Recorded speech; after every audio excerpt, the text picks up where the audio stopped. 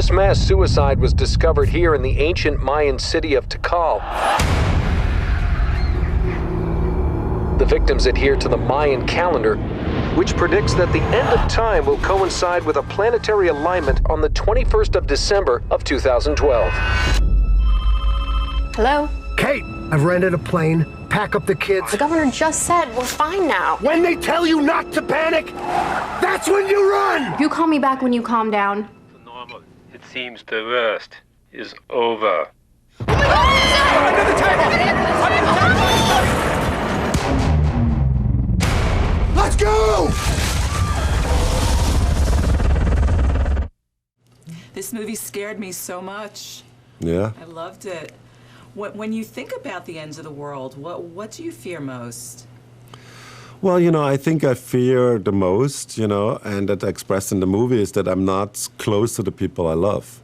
Because I think, when you kind of analyze it, and I read a lot about, kind of reports or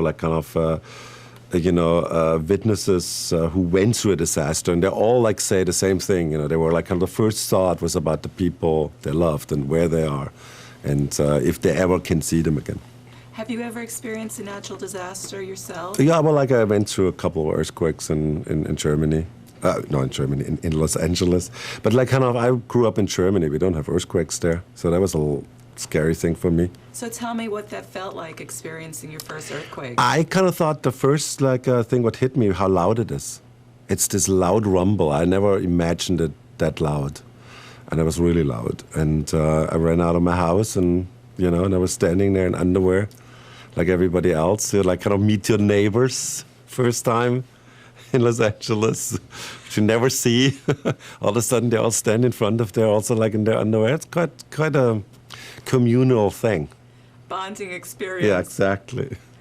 When natural disaster movies come to mind, what are some of your favorites? I think as a kid already, I kind of loved disaster movies, and two. I always name two of my favorites: the Towering Inferno, and the Poseidon Adventure. That was my two favorites. That is so interesting that you say that, because they have a Poseidon Adventure moment in this movie, Oh, yeah. Amanda and John. Tell me about shooting those flooding scenes.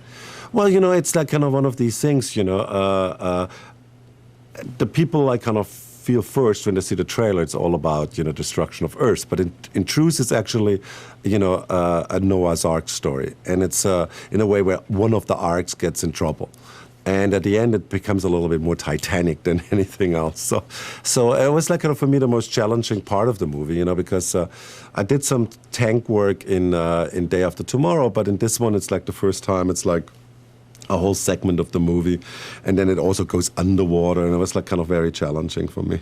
How did John get underwater? Was he scared, or did he? No, he's very good at it. He's actually, I learned, I was also very kind of afraid that he is kind of not able to do it, but he's actually a diver. And I learned this when we were kind of shooting it. I said, "You're really good at this." And he says, "Well, I'm a diver." And I said, "Wow." And then the little boy, I also was nervous about, and he is obviously in his school one of the best swimmers. So, I got really lucky there. Now, how are you going to top this? What's your next project?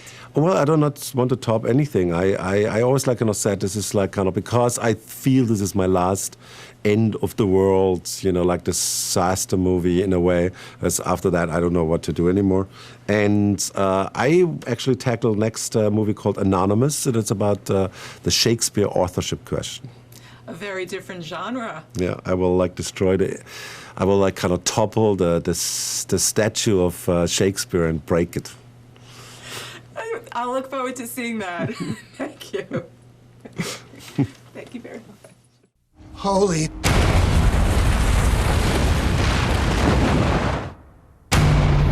We gotta get you to Santa Monica Airport! Take the freeway, it'll be half the time!